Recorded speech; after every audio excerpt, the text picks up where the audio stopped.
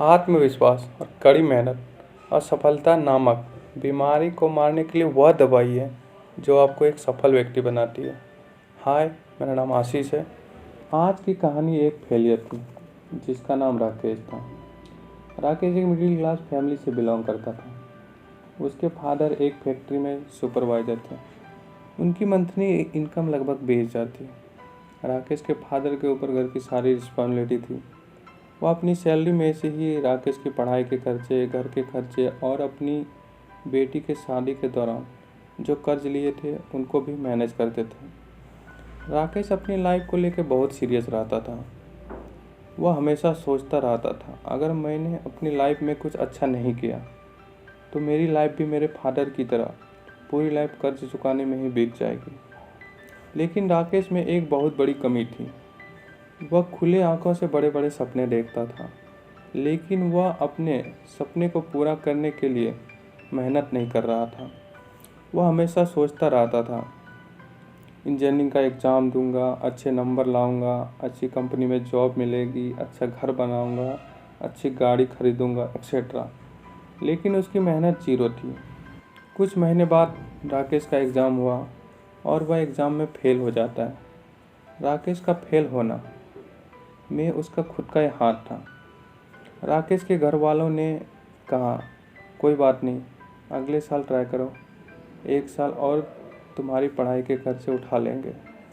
देखते देखते 1 साल बीत गए और इस साल भी राकेश फेल हो जाता है। जब राकेश को पता चला वह इस साल भी फेल हो गया है, राकेश इस बार डिप्रेशन में चला जाता है। राकेश सही से किसी से बात नहीं करता, ना सही से खाना खाता। वह अकेले रहने लगा था, जिससे उसके घर वाले भी परेशान हो रहे थे। उनको डर था कि उनका बेटा कुछ गलत कदम ना उठा ले।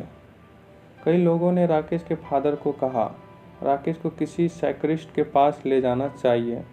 कई बार राकेश के फादर ने राकेश को एक साइकियाट्रिस्ट के पास ले जाने का कोशिश किया, लेकिन राकेश ने जाने से इनकार कर दिया।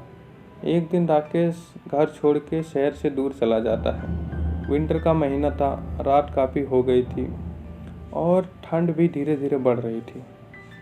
तो वह एक मंदिर के अंदर चला जाता है। मंदिर में एक साधु बैठे थे।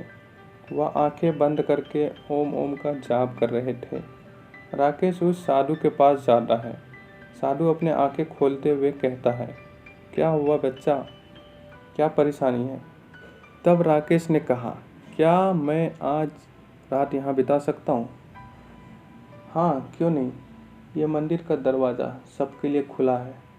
लेकिन ये बताओ, इतनी रात को यहाँ कैसे? साधु ने कहा। तब राकेश ने कहा, मैं अपनी लाइफ से परेशान हो चुका हूँ। मेरी सालों की मेहनत बर्बाद हो गई है।